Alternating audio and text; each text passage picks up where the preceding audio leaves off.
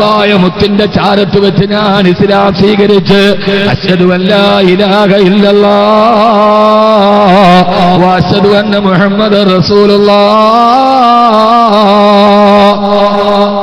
അശ്ഹദു അന്ന മുഹമ്മദർ റസൂലുള്ളാഹ്. ഇസ്ലാം മതം സ്വീകരിച്ച ഒരു അനുയായിയുടെ കഥയാണ് പറയാനുള്ളതെങ്കിൽ കൊടിഞ്ഞിയിൽ ഷഹീദ് ഫൈസൽ മരണപ്പെട്ടതിന് ശേഷം നടന്നത് അത് മുത്തു റസൂൽ പഠിപ്പിച്ചു കൊടുത്ത സമാധാനത്തിന്റെ പാതയാണ്. ഇൻഷാ അല്ലാഹ് തൃക്കരിപ്പൂർ ഈ സദസ്സിൽ ഞാൻ പറയുന്നു, ഷഹീദ് ഫൈസൽ അവസാനം ബാക്കി വെച്ചൊരാഗ്രഹമുണ്ട്, അതുമാത്രം പൂർത്തിയാക്കാതെ ഫൈസൽ യാത്രയായി എല്ലാവരോടും പറയുമായിരുന്നു, അത്രേ എനിക്കൊന്ന് ഉണ്ടയ്യണം, എനിക്കെന്നെ ഹബീബായ മുത്തിന്റെ ചാരത്ത് നിന്നൊന്ന് സലാം പറയണം, എനിക്ക് ഹജറുൽ അസ്വദ് ഒന്ന് ചുംബിക്കണം. ഷഹീദ് ഫൈസൽ കൊടിഞ്ഞിപ്പള്ളിയുടെ ഖബർസ്ഥാനിന്റെ മണ്ണിന്റെ ഉള്ളിലിരുന്ന് നീ ഞങ്ങളുടെ വാക്ക് കേൾക്കുന്നുണ്ടെങ്കിൽ ഉറപ്പ് ഞങ്ങൾക്ക് നീ കേൾക്കുന്നുണ്ട്, കാരണം നീ മരിച്ചിട്ടില്ല ഫൈസലേ. വലാ തക്സബന്നല്ലദീന ഖുതിലൂ ഫീ സബീലില്ലാഹി അംവാതാ, അല്ലാഹുവിന്റെ മാർഗ്ഗത്തിൽ കൊല ചെയ്യപ്പെട്ടവർ അവര് മരിച്ചിട്ടില്ല, അവര് മണ്ണോട് ചേർന്നിട്ടില്ല. അങ്ങനെ കൊടിഞ്ഞിപ്പള്ളിയുടെ ഖബർസ്ഥാനിന്റെ മണ്ണിന്റെ അടിയിലിരുന്ന് സ്വർഗത്തിന്റെ മാലാഖമാരുടെ താരാട്ട് കേട്ട് ഫൈസലേ നീ ഞങ്ങളുടെ വാക്ക് കേൾക്കുന്നുവെങ്കിൽ മദീനയുടെ പച്ചക്കുബ്ബയിൽ പോയി സലാം പറയണമെന്നുള്ള നിന്റെ ആഗ്രഹം ബാക്കി വെച്ച് നീ മണ്ണിന്റെ അടിയിലേക്ക് പോകുമ്പോ ആ നിന്റെ ആഗ്രഹം നിനക്ക് വേണ്ടി ഞങ്ങൾ പൂർത്തീകരിക്കുകയാണ്. ഈ സ്വലാത്ത് മരണപ്പെട്ട ഷഹീദ് ഫൈസലിന്റെ മോഹത്തിന്റെ പൂർത്തീകരണമാക്കട്ടെ. അസ്സലാത്തു വസ്സലാമു അലൈക യാ റസൂലല്ലാഹ്. ഷഹീദ് ഫൈസലിന്റെ ആത്മാവിന് വേണ്ടി ഈ തൃക്കരിപ്പൂര് റബീ പ്രഭാഷണത്തിന് വന്ന 10,000 ദുആ ചെയ്യുന്ന സലാം ചൊല്ലുകയാണ്. ഹംസയെ പോലെ ഉഹദ് രണാങ്കണത്തിൽ കുടൽമാലകൾ ചിതറി വറിച്ചപ്പെട്ട് അല്ലാഹുവിന്റെ റസൂലിന്റെ കണ്ണുനീരിന് കാരണക്കാരനായ വഹ്ശി കൊന്നൊടുക്കിയ ഹംസയെ പോലെ കാലഘട്ടത്തിന്റെ ഹംസമാര് മരിച്ചിട്ടില്ല, കാലഘട്ടത്തിന് വീണ്ടും ഹംസമാരുണ്ടാകും. അല്ലാഹുവേ ഞങ്ങളുടെ ഷഹീദുകളെ നാളെ സ്വർഗത്തിൽ കാണാൻ നീ ഞങ്ങൾക്ക് തൗഫീഖ് നൽകണേ അല്ലാഹ്. ആദരവായ പ്രവാചകൻ നബി മുഹമ്മദ് മുസ്തഫ സല്ലല്ലാഹു അലൈഹി വസല്ലമ ലോകത്ത് ആരെതിർത്താലും ആര് കൊല ചെയ്താലും ഇസ്ലാം നിലനിൽക്കുക തന്നെ ചെയ്യും. അതിന്റെ പ്രഭയെ ഊതിവെടുത്താൻ കഴിയില്ല. ഒരു ഫൈസലിനെ നിങ്ങൾ കൊന്നൊടുക്കിയാൽ അതിൽ നിന്ന് 1000 ഫൈസലുമാര് ജനിച്ചു വരുമെന്ന്. ആ ഒരു വധത്തിന്റെ പുറകിൽ ഇനി എത്ര പേരാണ് ഇസ്ലാമിലേക്ക് വരുന്നത് എന്നിനി നമുക്ക് കാത്തിരുന്നു കാണാം ഇൻഷാ അല്ലാഹ്. അല്ലാഹു ഇതൊരു ഇസ്ലാമിന്റെ മുന്നേറ്റത്തിന് കാരണമാക്കി കൊടുക്കുമാറാകട്ടെ. റസൂൽ സല്ലല്ലാഹു അലൈഹി വസല്ലമ ആ പ്രവാചകന്റെ അടുത്തുനിന്ന് പോയി സലാം പറയണമെന്ന് ചെറുപ്പക്കാരന് ആഗ്രഹമുണ്ടായിരുന്നത്രേ. അല്ലാഹുവേ ഞങ്ങൾക്കും കൊതിയുണ്ട്, നീ ഞങ്ങളെ മദീനത്തെത്തിക്കണേ അല്ലാഹ്, നീ ഞങ്ങളെ മദീനത്തെത്തിക്കണേ അല്ലാഹ്. അല്ലാഹുവേ നീ ഞങ്ങളെ മദീനത്തെത്തിക്കണേ അല്ലാഹ്. ആദരവായ പ്രവാചകൻ നബി മുഹമ്മദ് മുസ്തഫ സല്ലല്ലാഹു അലൈഹി വസല്ലമ സലാത്ത് മുടങ്ങിയപ്പോ അവശത മറന്നു, വിവശത മറന്നു. പിന്നെ അവശത മാറി ഷഹീദ് ഫൈസൽ ഊർജ്ജമായി. ഇനി മുത്തിന്റെ ജീവിതത്തിന് ഓരോ വ്യത്യസ്ത തലങ്ങൾ. അല്ലാഹുവേ ഞങ്ങളുടെ മനസ്സിൽ നീ ഹുബ്ബ് നിറക്കണേ അല്ലാഹ്, നീ ഞങ്ങളുടെ മനസ്സിൽ ഹുബ്ബ് നിറക്കണേ അല്ലാഹ്. ധാരാളം റബീന്റെ പ്രഭാഷണം ഞാൻ നൽകിയിട്ടുണ്ട്. ഞാൻ പറയുന്നു ഇസ്ലാമിനെ തകർക്കാൻ വരുന്ന സാമ്രാജ്യത്തിന്റെ ദുശക്തികളോട് ഇല്ല നിങ്ങൾ വിജയിക്കില്ല എന്ന് പറയാൻ പ്രവചിക്കാനാണ് മുത്ത് റസൂലിന്റെ നിയോഗമുണ്ടായത്. അതുമാത്രം പറഞ്ഞ് പിന്നെ ഞാൻ നിയോഗത്തിലേക്ക് കടക്കുകയാണ്. ഇന്നത്തെ ലോകം അറിയേണ്ട ഒരു കാര്യം, സാമ്രാജ്യത്വം നമുക്കെതിരെ ഡൊണാൾഡ് ട്രംപ് അമേരിക്കയുടെ അധികാരത്തിൽ വന്നപ്പോ മുസ്ലിമീങ്ങളെ ഞാൻ ഉന്മൂലനാശം ചെയ്യുമെന്ന് പറഞ്ഞ ട്രംപ് ട്രംപ് വന്നേ പറ്റൂ. അമേരിക്കയിൽ ട്രംപ് ജയിച്ചേ പറ്റൂ, ഹിലാരി ക്ലിന്റൺ ജയിക്കരുത്. കാരണം മുത്ത് റസൂൽ പറഞ്ഞിടത്തേക്ക് ലോകത്തിന്റെ അവസാനത്തിന്റെ അടയാളങ്ങൾ ക്രമീകരിക്കണമെങ്കിൽ മനുഷ്യ പിശാച് ലോക പോലീസിന്റെ തലവനാകണം. എല്ലാവരും ചേർന്ന് മുസ്ലിം ലോകത്തിനെ ആക്രമിക്കും.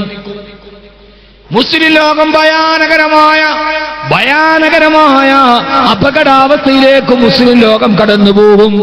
അറബ് രാഷ്ട്രങ്ങൾ വിറങ്ങലിച്ചു നിൽക്കും. ഇന്ത്യ രാജ്യവും അതിന്റെ ഭാഗത്തേക്ക് നീങ്ങും. ഇതേക സിവിൽ കോഡും മുത്തലാഖുമൊക്കെ അതിന്റെ അടയാളങ്ങളും കാർമേഘങ്ങളുമാണ്. നിങ്ങൾ വെറുതെ ചിരിക്കണ്ട, ഇതൊരു ചെറിയ കാര്യമല്ല. ഏക സിവിൽ കോഡ് എന്നെങ്കിലും ഒരു രാത്രിയിൽ നോട്ട് നിരോധിച്ചതുപോലെ വന്ന പ്രഖ്യാപനമല്ല. ഇത് എത്രയോ കാലഘട്ടത്തിന്റെ സാമ്രാജ്യത്തിന്റെ ഉപജാപകശാലകളിലെ കൂട്ടിക്കുറക്കലുകളുടെ ഉള്ളിൽ വന്ന ഒരു സാമ്രാജ്യത്വത്തിന്റെ അജണ്ടയാണിത്. അതുകൊണ്ടാണ് ജീവൻ കൊടുത്തും നമ്മളിതിനെ പ്രതിരോധിച്ചത്. അള്ളാഹു നമുക്കതിന് ഊർജം നൽകുമാറാകട്ടെ. പക്ഷേ ഇരുട്ടിന്റെ കാവൽക്കാരെ, ഏക സിവിൽ കോഡ്, മുത്തലാഖ്, ഇതൊക്കെ ഇതിന്റെ പുറകിൽ ട്രംപ് ജയിച്ചേ പറ്റൂ. എന്നാലേ ഹബീബായ നബി തങ്ങൾ പറഞ്ഞിടത്തേക്ക് ലോകത്തിന്റെ ക്രമീകരണം എത്തൂ. നമുക്ക് ട്രംപ് ജയിച്ചാൽ നമുക്കെന്താ? ട്രംപ് ജയിച്ചാൽ നമുക്കിപ്പോ എന്താ? റമ്മ് നിരോധിച്ചാൽ നമുക്കിപ്പോ എന്താ? നമുക്കതൊരു വിഷയമല്ല. കാരണം നമ്മൾ ഇന്നലകളെ കുറിച്ച് ചിന്തിക്കുന്നവരല്ല. ഇന്നലകളെ ഇന്നുമായി കൂട്ടി നാളകളെ എങ്ങനെ മറികടക്കാമെന്ന് ചിന്തിച്ച ഒരു സമുദായത്തിന്റെ പിൻതലമുറക്കാരാണ് നമ്മൾ. നമുക്ക് ഇന്നലകളെ ഓർത്ത് കുണ്ഠിതമില്ല, ഇന്നുകളെ ഓർത്ത് നമുക്ക് വേവലാതിയുമില്ല. നിങ്ങൾക്കുണ്ടോ? നിങ്ങൾക്കുണ്ടോ? എനിക്കില്ല. നമുക്കെന്ത് വേവലാതി? പിന്നെ നമ്മൾ കൂടുതലായിട്ട് സംസാരിക്കേണ്ട കാര്യമില്ല. അല്ലാഹു സുബ്ഹാനഹു വ തആല മനസ്സിലാക്കാൻ തൗഫീക്ക് നൽകട്ടെ. ഏക സിവിൽ കോഡ് ഇന്ത്യയിലൂടെ നടപ്പാക്കണമെന്ന് പറഞ്ഞാൽ നടപ്പാക്കാൻ പറ്റൂല. നാഗാലാൻഡിൽ നടപ്പാക്കാൻ പറ്റൂ ഏക സിവിൽ കോഡ്? സിക്കിമിൽ നടപ്പാക്കാൻ പറ്റൂ? ആസാമിൽ നടപ്പാക്കാൻ പറ്റൂ? മണിപ്പൂരിൽ നടപ്പാക്കാൻ പറ്റുമോ? പറ്റില്ല. അതിനൊക്കെ ഭരണഘടനാപരമായ ധാരാളം തടസ്സങ്ങളുണ്ട്. ഇന്ത്യ മുഴുവനും ഒരു സിവിൽ കോഡ് എന്ന് പറയുന്നത് അപ്രാപ്യമാണ്. അതിന് പ്രായോഗികതയില്ല. അത് നോട്ട് നിരോധിച്ചത് മാതിരിയാണ്. അള്ളാഹു നമുക്ക് മനസ്സിലാക്കാനുള്ള ബോധം നൽകട്ടെ. ഞാനത് ആദരവായ പ്രവാചകൻ നബി മുഹമ്മദ് മുസ്തഫ സല്ലല്ലാഹു അലൈഹി വസല്ലമ, അല്ലാഹുവിന്റെ റസൂൽ ഹിജ്റ പോവുകയാണ്. ഹബീബായ നബി മുഹമ്മദ് മുസ്തഫ സല്ലല്ലാഹു അലൈഹി വസല്ലമയുടെ നിയോഗത്തെ കുറിച്ച് പറയുമ്പോൾ ഒറ്റ സംഭവം ഞാൻ ഓർമ്മിപ്പിക്കട്ടെ. സാമ്രാജ്യത്വ ശക്തികളെ, ഏകാധിപത്യത്തിന്റെയും സർവാധിപത്യത്തിന്റെയും സ്വേച്ഛാധിപത്യത്തിന്റെയും വംശാധിപത്യത്തിന്റെയും കണക്കുകൂട്ടലുകളിൽ ഇസ്ലാമിനെതിരെ ഉറഞ്ഞുകൊള്ളുന്നവരെ ഇല്ല ബദൽ ഇസ്ലാമു ഗരീബാ, ആരും സഹായിക്കാനില്ലാതെ ഏകപട്ടാളമായിട്ടാണ് ഇസ്ലാം തുടങ്ങിയത്. അള്ളാഹു നമുക്ക് പഠിക്കാൻ തൗഫീഖ് നൽകട്ടെ. കാട്ടിൽ മത്സരം നടന്നു. കൊമ്പില്ലാത്ത മരത്തിന്റെ മുകളിൽ ഒരു സ്വർണ്ണ കിരീടം വെച്ചിട്ട് ആദ്യം അത് കയറിയെടുക്കുന്ന ആൾക്ക് ആ കിരീടം കൊടുക്കുമെന്ന് പ്രഖ്യാപിച്ചു. കാട്ടിൽ മത്സരം നടന്നു. പുള്ളിപ്പുലിയും അണ്ണാനും ചെങ്കീരിയും ഉടുമ്പും ഒക്കെ കൊമ്പില്ലാത്ത മരത്തിൽ പാഞ്ഞു കയറാൻ ശ്രമിച്ചു. പക്ഷെ പരാജയപ്പെട്ട് താഴെ വീണു. എന്നാൽ പുള്ളിപ്പുലിയും കുരങ്ങും ഒക്കെ എപ്പോഴും അതിന്റെ കൊമ്പിലൂടെ ഓടി നടക്കുന്ന ജീവികളാണ് താനും. എല്ലാവരും പരാജയപ്പെട്ടപ്പോ അവിടെ ഒരു കൊച്ചു തവളയുണ്ടായിരുന്നു. തവള നേരെ ഓടിപ്പോയി ആ മരത്തിന്റെ മുകളിലോട്ട് പാഞ്ഞു കയറി. ചുറ്റുഭാഗത്ത് നിന്ന് ജന്തുക്കൾ മുഴുവനും കൂകി വിളിച്ച് പരിഹസിച്ചു. പുള്ളിപ്പുലി കയറാത്തടുത്ത് കൊച്ചു തവള കയറാനോ? തവള ഇതൊന്നും ശ്രദ്ധിച്ചില്ല. തവള മരത്തുമേ കയറി അവസാനം ഇതതിന്റെ മുകളിൽ കയറി കിരീടമെടുത്തിട്ട് താഴെ വന്നു നമ്മുടെ കൊച്ചു തവള. ബാക്കിയുള്ളവരെ കൂക്കിവിളിയോ പരിഹാസമൊന്നും തവള ശ്രദ്ധിച്ചില്ല. അവസാനം സമ്മാനം കൊടുക്കാൻ നേരത്ത് മൃഗരാജാവായ, ഫോർ എക്സാമ്പിൾ, അത്രേ ഉള്ളൂട്ടോ, ഇതൊരു സാങ്കല്പിക കഥയാണ്. ഇനിയിപ്പോ ഇത് തിർമിദിയിലോ ബുഖാരിയിലോ ഉണ്ടോ എന്ന് ചോദിക്കരുത്. ഇത് റവാഹു തിർമിദിയോ റവാഹുൽ ബുഖാരിയോ ഒന്നുമല്ല. സമ്മാനം കൊടുക്കവേ ഞാൻ എന്തേലും പറഞ്ഞില്ലെങ്കിൽ ഒത്തിരി പേര് ഉസ്താദെ ട്രോളിനൊക്കെ ഒന്നൊരു മറുപടി കൊടുക്കും. ഇതാ മറുപടി. ആ സമയത്ത് രാജാവ് ചോദിച്ചു തവളയോട്, ചുറ്റുഭാഗത്ത് നിന്ന് ഇത്രയും പേര് കൂക്കി വിളിച്ചിട്ടും പരിഹസിച്ചിട്ടും അതൊന്നും ചെവിക്കൊള്ളാതെ നീ എങ്ങനെ മുകളിൽ കയറി കിരീടമെടുത്തു എന്ന്. അപ്പോഴും രാജാവ് ചോദിച്ചപ്പോ തവള ഒന്നും മിണ്ടാതെ രാജാവിന്റെ മുഖത്ത് നോക്കി നിന്നു. അപ്പുറത്ത് നിന്നിട്ട് തവളയുടെ അമ്മ വിളിച്ചു പറഞ്ഞു, രാജാവേ അവനോടൊന്നും ചോദിക്കണ്ട, അവൻ പൊട്ടനാണ്. രാജാവെ അവനോടൊന്നും ചോദിക്കാൻ, അവൻ പൊട്ടനാണ്. അവൻ പൊട്ടനായതുകൊണ്ടാണ് ചുറ്റുഭാഗത്തു നിന്നുള്ള പരിഹാസങ്ങളും കൂക്കുവിളിയും തവള കേൾക്കാതിരുന്നത്. അത് കേട്ടിരുന്നെങ്കിൽ തവള പാതിവടിയിൽ ബലഹീനനായി താഴെ വീണേനെ. അതുകൊണ്ടാണ് തവളയ്ക്ക് മേപ്പോട്ട് കയറാൻ കഴിയുന്നത്. ചുറ്റുഭാഗത്തുള്ള കൂക്കുവിളികളും പരിഹാസങ്ങളും അപഹാസങ്ങളും കേൾക്കാനെന്നാൽ നമുക്ക് ഉയരത്തിലേക്ക് നടക്കാൻ കഴിയില്ല. അപ്പോൾ ചില സമയത്ത് നമ്മൾ പൊട്ടനാവുക, അപ്പോൾ ഉച്ചത്തിലെത്താൻ നമുക്ക് കഴിയും എന്ന് ഞാൻ ഇതിനൊക്കെ മറുപടിയായി ഓർമ്മിപ്പിച്ചുകൊണ്ട്, ഈ പരിഹാസങ്ങൾ കേട്ടിട്ടാണ് ഹബീബായ നബി തങ്ങൾ ലോകത്ത് വളർന്നത്. എന്തിനാണ് പരിഹസിക്കുന്നവരോട് മറുപടി പറയുന്നത്? അവരോട് പറഞ്ഞിട്ട് നമ്മുടെ സമയം കളയാന്നല്ലാതെ വേറെന്താ ഉള്ളത്? കാട്ടില് പുലിയും കഴുതയും തമ്മിൽ തർക്കമുണ്ടായി. പുലി പറഞ്ഞു ഈ പുല്ലിന് നിറം പച്ചയാണ്. അപ്പൊ കഴുത പറഞ്ഞു ഇതിന് നിറം ചുവപ്പ്. തർക്കമായി, രണ്ടുപേരും തമ്മിൽ അടിയായി. രാജാവിന്റെ മുമ്പിൽ കേസെത്തി. അപ്പൊ ചോദിച്ചു, രാജാവ് ചോദിച്ചു എന്താ പ്രശ്നം? പുലി പറഞ്ഞു ഈ പുല്ലിന് നിറം പച്ചയാണ്. കഴുത പറഞ്ഞു അല്ല ഇതിന് നിറം ചുവപ്പാണ്. രാജാവ് വിധി കൽപ്പിച്ചു, ഈ പുല്ലിന് നിറം പച്ചയാന്ന് പറഞ്ഞ് കഴുതയോട് തർക്കിച്ച പുലിക്ക് 100 അടി കൊടുക്കാൻ കൽപ്പനയിട്ടു രാജാവ്. പാവം പുലി ചോദിച്ച്, രാജാവേ ഈ പുല്ലിന് നിറം പച്ചയാന്ന് എനിക്കും അറിയാം അങ്ങേക്കും അറിയാം, എന്നിട്ട് സത്യം പറഞ്ഞ് എനിക്ക് തന്നെ ചാട്ടവാറടിയായല്ലോ. അപ്പോ സിംഹം പറഞ്ഞ ഒരു മറുപടി ഞാൻ നിങ്ങളോട് ഓർമ്മിപ്പിക്കാൻ, ഇത് ലൈവായി കേൾക്കുന്ന മുഴുവൻ ആളുകളോടും. സിംഹം പറഞ്ഞു ഈ പുല്ലിന് നിറം പച്ചയാന്ന് എനിക്കും അറിയാം നിനക്കും അറിയാം ലോകത്തുള്ള മുഴുവൻ ആളുകൾക്കും അറിയാം, എന്നിട്ടും ഇത് ചുവപ്പാന്ന് പറഞ്ഞ ഈ വിവരമില്ലാത്ത കഴുതയോട് തർക്കിക്കാൻ നീ എന്തിനാണ് സമയം കളഞ്ഞത്? ഈ കഴുതയ്ക്ക് വിവരമില്ലെന്ന് നിനക്കറിഞ്ഞുകൂടെ?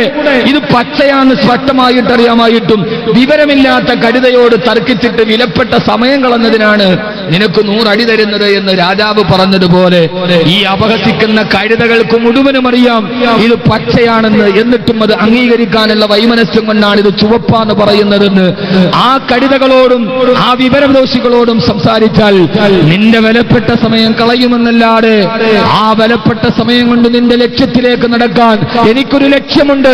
അനക്കമറ്റു നിദ്രയിൽ ലയിപ്പതിനു മുമ്പതായി എനിക്കതീവ ദൂരമുണ്ട് വിശ്രമം നടക്കുവാൻ. 3 വെള്ളത്തുണിയിൽ പൊതിഞ്ഞ് എന്റെ വീടിന്റെ ഉമ്മറപ്പടിയിൽ എന്റെ മക്കൾ എന്റെ മയ്യത്തിൽ കെട്ടിപ്പിടിച്ചിട്ട് ഉപ്പാന്ന് വിളിച്ചിട്ട് കരയുന്ന ദിവസത്തിനു മുമ്പ് എനിക്കതീവ ദൂരമുണ്ട് വിശ്രമം നടക്കുവാൻ. എന്റെ ലക്ഷ്യത്തിലേക്ക് നടക്കാൻ ദൂരം എനിക്കേറെയാണ്. വടിയിൽ നിന്ന് കുരക്കുന്നവരോട് മറുപടി പറഞ്ഞാൽ ലക്ഷ്യത്തിലേക്ക് എത്താൻ കഴിയില്ലാത്തത് കൊണ്ട് എന്റെ ലക്ഷ്യം മറ്റൊന്നുമല്ല. ആ ലക്ഷ്യമേനാ ഇത്തിബാഅൻ ലിസുന്നത്തിൻ നബിയ്യ മുസ്തഫ സല്ലല്ലാഹു അലൈഹി വസല്ലമ. അപഹസിക്കുന്നവരോട് മറുപടിയില്ല, പരിഹസിക്കുന്നവരോട് പരിഭവമില്ല, ആരോടും മനസ്സിന് ദേഷ്യവുമില്ല. കാരണം ഈ പരിഹാസത്തിന്റെ കൂരമ്പുകളേറ്റിട്ടാണല്ലോ എന്റെ മുത്തുറസൂല് ലോകത്ത് ജീവിച്ചത്. ആദരവായ പ്രവാചകൻ നബി മുഹമ്മദ് മുസ്തഫ സല്ലല്ലാഹു അലൈഹി വസല്ലമ. ഹബീബായ നബി മുഹമ്മദ് മുസ്തഫ.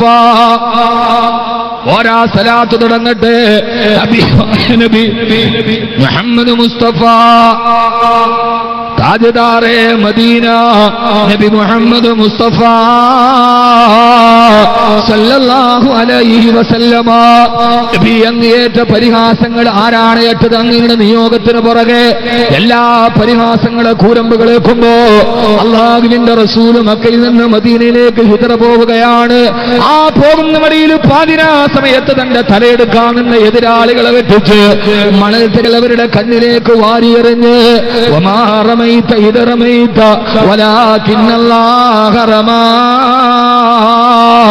അള്ളാഹുവിന്റെ തിരുദൂതരെ യാത്രയായി പാതിരാ സമയത്ത് അള്ളാഹുവിന്റെ റസൂലിനെ കൊല്ലാൻ കാത്തുനിന്നവർ എളുപ്പരായി നിൽക്കുമ്പോ രാവിലെ എഴുന്നേൽക്കുമ്പോ അള്ളാഹുവിന്റെ പ്രവാചകനെ കാണാനില്ല.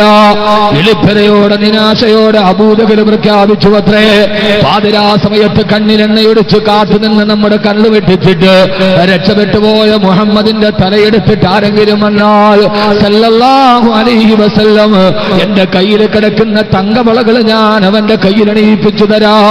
ഈ മോഹനമായ വാഗ്ദാനം കേട്ടപ്പോ അവിടെ നിന്ന് ചാടിയെഴുന്നേറ്റ് സുറാഖത്ത് ബിൻ മാലിക് എന്ന് പറയുന്ന ഒരു എതിരാള് കുതിരപ്പുറത്ത് പാഞ്ഞു കയറി അബൂജഹലിന്റെ കയ്യിൽ കിടക്കുന്ന തങ്കവളകൾ മോഹിച്ച് അല്ലാഹുവിന്റെ റസൂലിന്റെ തലയെടുക്കാൻ പുറകെ പാഞ്ഞു സുറാഖത്ത് ബിൻ മാലിക്.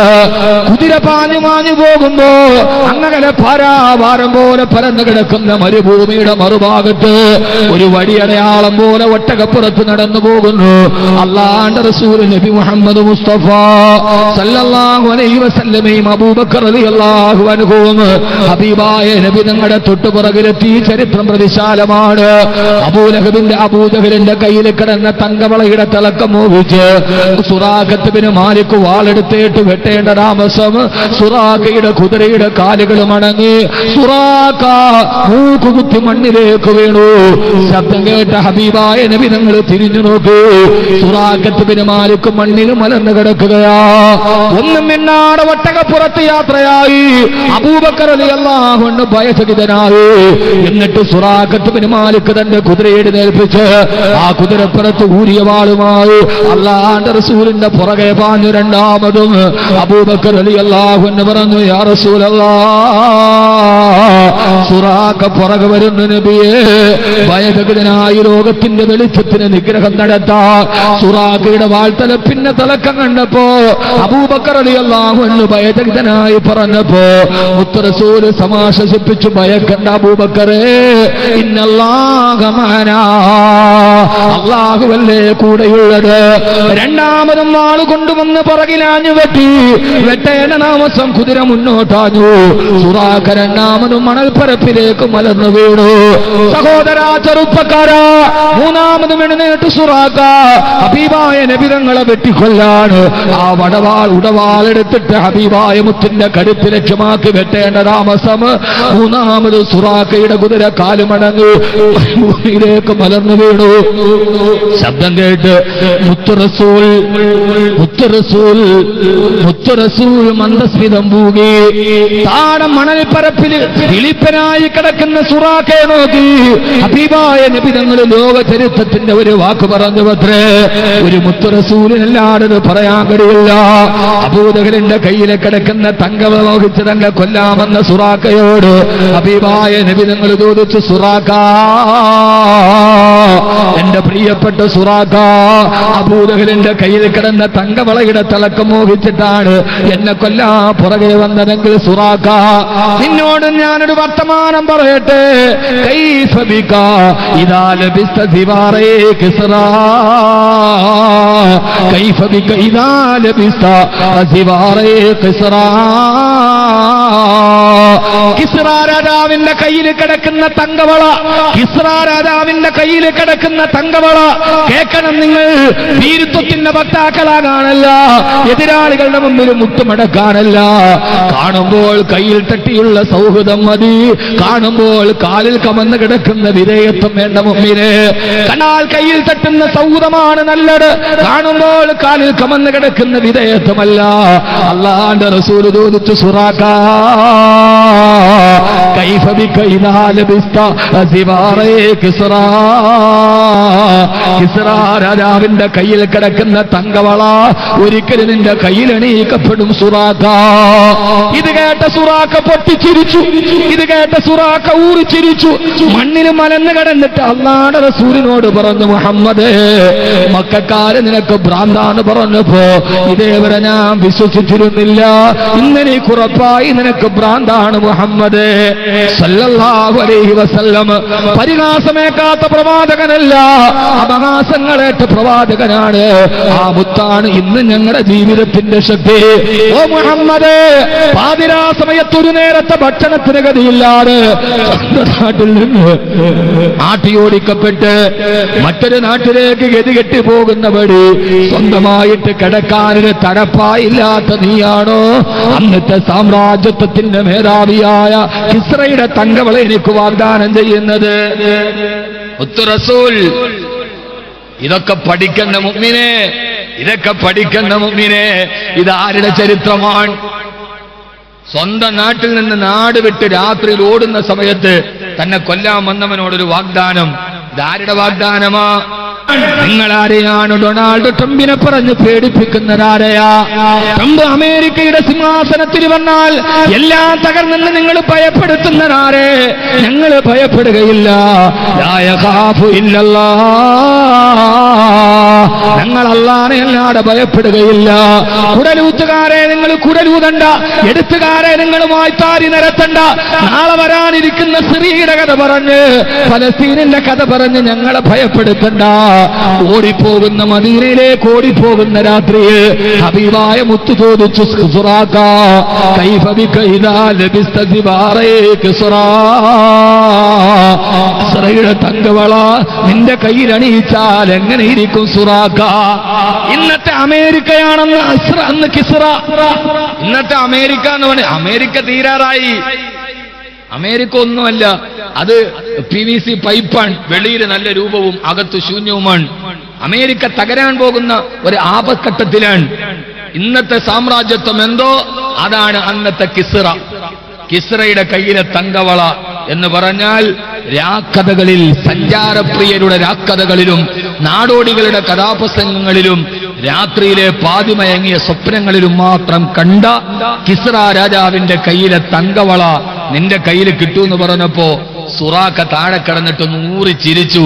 എന്നിട്ട് പറഞ്ഞു, മുഹമ്മദേ സല്ലല്ലാഹു അലൈഹി വസല്ലം നിനക്ക് ഭ്രാന്താന്ന് മക്കക്കാര് പറഞ്ഞപ്പോ ഞാൻ വിശ്വസിച്ചിരുന്നില്ല. ഇപ്പൊ എനിക്ക് ഉറപ്പായി നിനക്ക് ഭ്രാന്താണ്. ഇന്നക്കല മജ്നൂൻ. എന്നാൽ നിങ്ങൾക്ക് തെറ്റിപ്പോയി. 1, 2 എണ്ണാൻ പഠിപ്പിച്ചതാരാ? അത് LKG പ്രാഥമിക അധ്യാപനത്തിലല്ല. നമ്മെ എണ്ണാൻ പഠിപ്പിച്ചത് സ്കൂളിന്റെ വരാന്തയിലല്ല, അള്ളാഹുവിന്റെ ഖുർആനാണ് പഠിപ്പിച്ചു തന്നത്. ജംസ് സ്കൂളിന്റെ ആവിഷ്കാരത്തിന് മുമ്പിൽ ഞാൻ ഓർമ്മിപ്പിക്കുകയാണ്, എണ്ണാൻ പഠിപ്പിച്ചത് അള്ളാഹുവിന്റെ ഗ്രന്ഥമാ.